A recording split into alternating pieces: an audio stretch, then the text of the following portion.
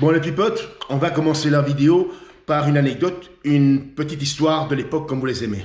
Bon, alors moi j'ai commencé le bodybuilding un jour de septembre 1983 dans la salle de Jean-Claude Van Damme à l'époque qui s'appelait le California Gym, chaussée d'Ixelles à Bruxelles.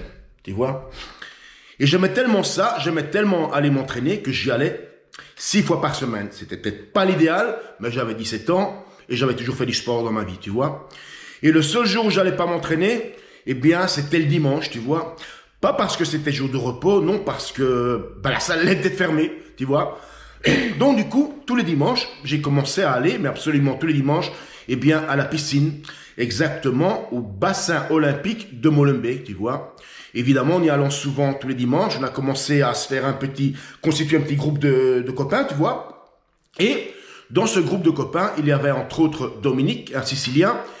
Il y a un copain, lui, belge, je me souviens plus de son nom, mais un mec super sympa. Et déjà, à l'époque, Dominique et son pote, ils étaient vachement baraqués, mais vachement. Moi, je commençais la musculation, tu vois. Mais eux, ils étaient vraiment baraqués. Si je vous les avais montrés à l'heure actuelle, avec tous ces kékés sur les réseaux sociaux, spécialement les Français, tu vois, ben, vous aurez tous dit, topé, topé. Ben, Dominique et son pote, ils faisaient exactement de la gymnastique olympique. Tu vois ce que je veux dire?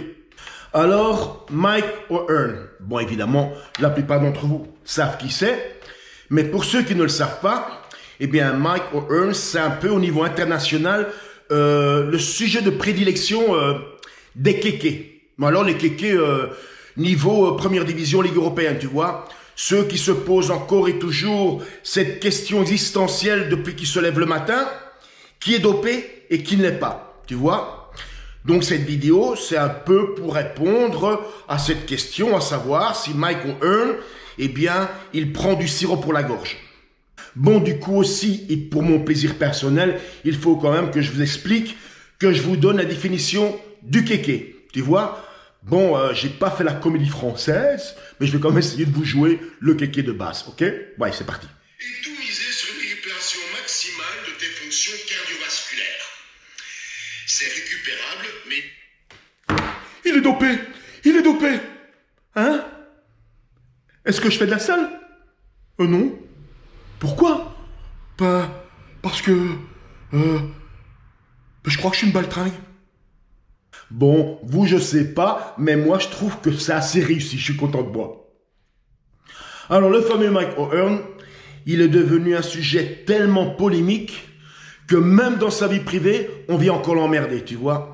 J'ai vu de nombreuses vidéos où il est tranquillement à la salle, par exemple, avec ses potes. Et t'as comme ça des mecs qui débarquent avec une caméra, qui se croient tout permis, tu vois, et qui viennent comme ça lui demander s'il est dopé ou pas.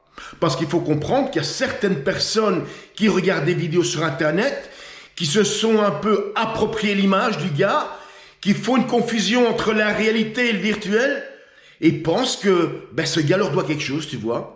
Un jour, j'avais vu un commentaire d'un Français qui disait « Oui, ceux qui se dopent devraient être obligés de nous informer. » Mais toi, crétin, est-ce que tu nous informes quand tu fumes tes joints, quand tu bouffes de la merde, quand tu baisses ta mère? Couillon. Alors moi, pour être honnête et sincère, qu'ils prennent ou qu'ils prennent pas, je me pose jamais cette question, tu vois. Et aussi, quelque part, je m'en bats les couilles, tu vois. Parce qu'en fait, Mike O'Hearn, quand vous le regardez comme ça, directement, c'est vrai qu'il est musculaire, il est baraqué. Mais comme je disais dans mon live tout à l'heure, quand tu le vois à côté de vrais bodybuilders, il a quand même la moitié du volume, tu vois. Donc ça, il faut quand même le tenir en compte, ok? Encore une petite anecdote pour illustrer ce que je viens de dire, mais de la façon inverse, d'accord? Souvent, on m'a critiqué que j'ai un physique de merde, ci et ça, jusqu'au jour... où le fameux Corona Gym est arrivé à Budapest.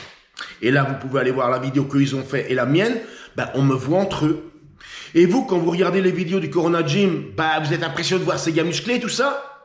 Mais une fois qu'ils étaient à Budapest à côté de moi, on aurait dit une bande de petits nains. Je parle pas de leur taille, je parle de leur taille et de leur volume musculaire. Et c'est là qu'on réalise, tu vois. Alors, si je devais donner mon humble avis sur ce fait, donc, est-ce qu'il est dopé ou pas, je vais quand même vous dire ceci, ok? Bon, on prend le cas où il se dope. Donc pour se doper, il doit bien s'en procurer quelque part. Et pour se procurer des stéroïdes, il y a forcément une interaction avec quelqu'un. Donc, il doit y avoir sûrement 1, 2, 3, 4 personnes qui sont au courant. Mais depuis les années que ce thème est tout le temps récurrent sur Internet, est-ce qu'il se dope ou pas? C'est quand même bizarre que jamais rien n'a filtré. Même pas une petite info. Tu vois? Bizarre, bizarre. Et ça, faut le tenir en compte aussi. Bon, conclusion de tout ça. Eh bien, que lui, il se dope. Mais qu'est-ce que t'en as à foutre? C'est pas ton problème. Va à la salle, tu pousses et tu traces ton chemin. Aussi simple que ça.